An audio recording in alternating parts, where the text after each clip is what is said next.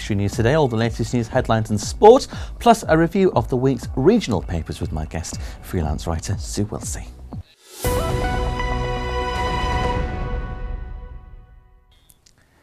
Hello, good afternoon. Welcome to Friday's programme with me, Luke Adams.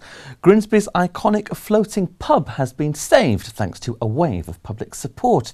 The barge on the Riverhead was under threat from leaving its current location to make way for a £20 million new leisure development. However, over 8,000 signatures via a petition have forced officials to rethink their decision. Police are trying to trace two women in connection with using counterfeit notes in North East Lincolnshire. The pair entered two shops in the Linden Homes Sports Club in Grimsby, buying a number of items using the notes. It happened on the 25th of August. Anyone who knows the people shown in the image are asked to call Humberside Police on 101 or call Crime Stoppers. Hull City have been charged with breaching the rules of the Premier League.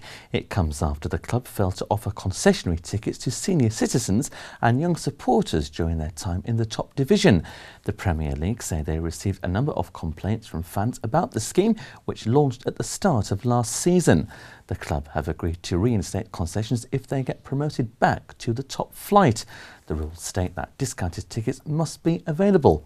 And in a statement sent to Estuary TV, Hull City say the following: "We believe that the introduction of memberships and zonal ticketing, although controversial, has had a positive impact and enabled the club to significantly reduce the price of football at the Cacom Stadium, whilst also remedying all of the operational deficiencies identified prior to the commencement of the new scheme." Essential maintenance works start on Monday on Newland Avenue in Hull. The avenue will be closed to traffic to allow essential carriageway maintenance works to be carried out. There are no restrictions on pedestrians accessing the avenue for the duration of the works, which will take 6 weeks to complete.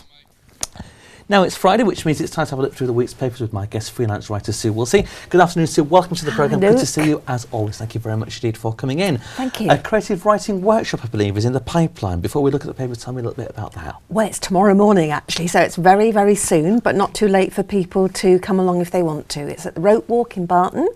It's from 10 till 2, and it's a taster session. It's called Wordplay, so it's for people who fancy just dipping their toe in the creative writing waters and having a go, and if they like it, maybe sign up for some longer courses. Okay. And does this mean that the longer courses are in the pipeline and have been set up? Oh yes, they're all ready to go, but not to the end of September. Okay, so it's a bit of a taster session, like you say, for people who may want to do creative writing, but just need that bit of confidence to get them going. Or anyone who already writes. Excellent. Just turn up. Okay, and what else is happening? Well, loads of stuff, as ever, but the other one I'm going to mention is an evening of crime writing called A Life of Crime, which is on at the Rope Walk again in Barton, Wednesday the 20th of September. And that's absolutely free, but you do need to get a ticket. But if you get the ticket beforehand, it's free, and there'll be £3 on the door. And that's two local crime writers. That's Nick Quantrill from Hull and June Taylor from Leeds, and they're going to be talking about their crime novels. Okay. So I think it's going to be good. Very good. So if you're into crime, it's worth going to see. In a nice way, in a good way. Absolutely, absolutely. If you want tickets, you just get to ring the Rope Walk in Barton. Yes, that's right. Wonderful. Yes. Excellent. Okay, so I wish you all the best with your forthcoming projects. Thank you very much. We have a bit of a theme, I believe, don't we, with creative flair. What's our first story, please, you've picked out of the papers? Well, our first story is yet another big name coming to Hull for City of Culture, this time for the Poetry Festival, which is at the end of this month, called Contains Strong Language. Okay. Already a number of big names are going to be there. We know that, like Kate Tempest and John Cooper Clarke, still going after all these years. But no, the latest announcement is Jeremy Irons. Really? Will be coming, yeah. So there really is, it's a mega lineup.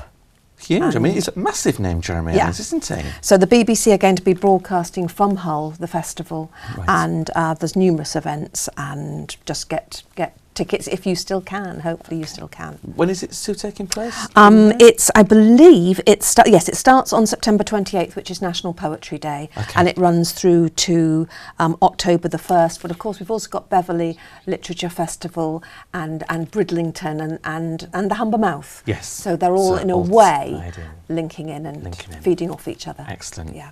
Worth going to see. Yeah. I see. And what's our next story, please, Sue?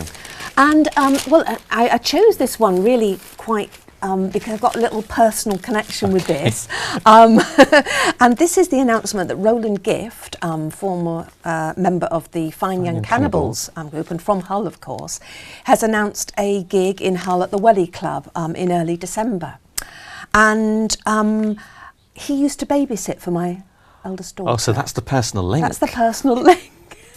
So it's always, I've watched his career with great interest. He's a lovely, lovely bloke. And, you know, I just remember that time when he was about 14 or 15 or so, and he just used to sometimes pop in and do a bit of babysitting for me while I was at a lecture. And did he sing while he was babysitting? Well, not in my presence. Okay. Maybe it would explain a lot.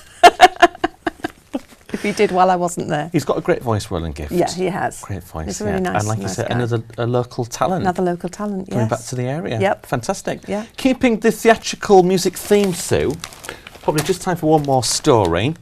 The Plowright Theatre in Scunthorpe, which you may or may not be familiar with, is celebrating 60 years next year. Yeah. And it originally started life as the Scunthorpe Civic Theatre and later became known as the Plowright Theatre. Right. And to commemorate the milestone anniversary, they're putting on a production of The Arches, the story of the crazy gang. Oh, and they're looking for people now to take part and looking for people to also help fund the project. Oh, right. Yeah. So like a community play, will it be? Yeah, I think it is, yeah. The project could potentially involve up to about 70 people, including technicians, dancers, musicians and performers. Maybe we could give it a go ourselves. Well, maybe. If the right role comes along. Sue, thank you very much for coming in. Always a pleasure to see you. You're welcome. Now here's Jack with all the sport.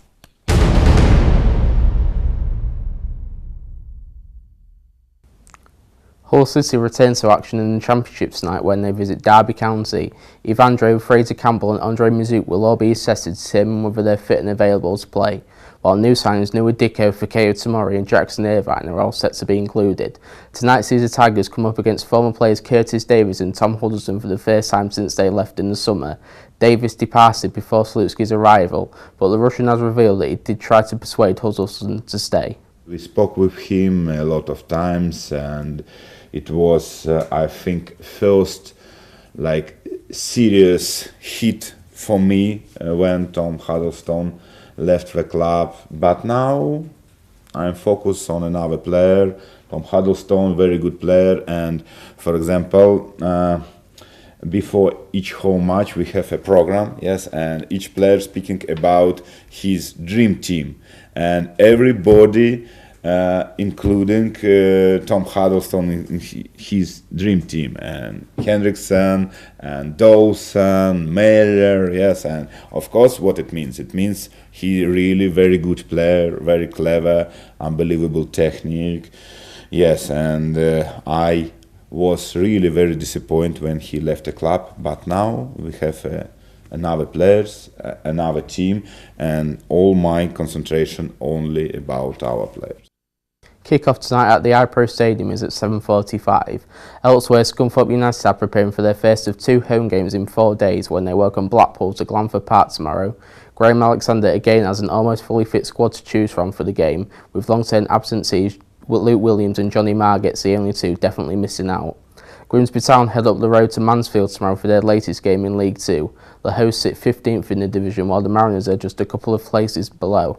Here's Russell Slade's evaluation. Really on the front foot, they get after you, they can mix their play up, they can be direct, they've got good players in there. Thought that was an excellent signing. Callum Butcher, Mellis as well is a good player, played most of his football in League 1. Butcher knows how to get out of this league and has played in the Championship. That's the sort of quality that they brought in. They're a threat up front. The boy Emmins, very busy player. Angel, strong and quick. So, you know, they've got threats. It's a very good squad, there's no doubt about that. North Thurlby will be hoping to lift themselves off the bottom of the National League North tomorrow. They host Chorley at the Eon Visual Media Stadium.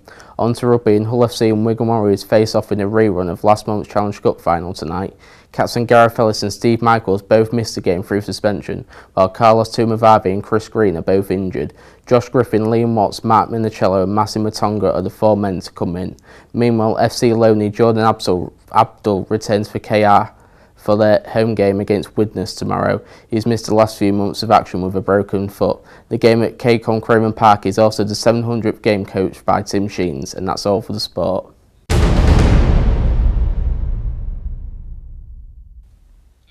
Thanks very much, Jack, and thank you for doing the sport for the last time, Jack. It's been great having you with us here at Estuary TV over the last few weeks. You've been a very valued member of the team.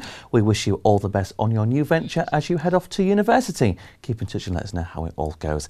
And for you watching out there, if you have a news story, then please visit our Facebook or Twitter pages or email news@estuary.tv or phone the news desk on 01472 31553. Write to us at the usual address here at Nuns Corner, Laceby Road, Grimsby, DN34 5BQ. Have a great weekend. Until Monday, good afternoon. Bon voyage, Jack.